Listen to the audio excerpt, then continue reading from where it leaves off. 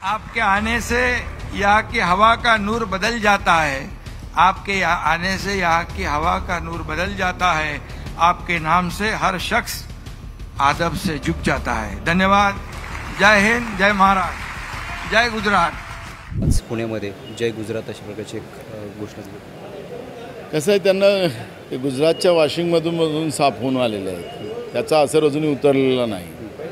आणि गुजराती नेत्यांना खुश करण्यासाठी महाराष्ट्रातले नेते, राज्याचे उपमुख्यमंत्री त्यांनी जे लाजिरवानापणा केलेला आहे ते निषेधार्थ आहे, त्याचा आम्ही निषेध करतो।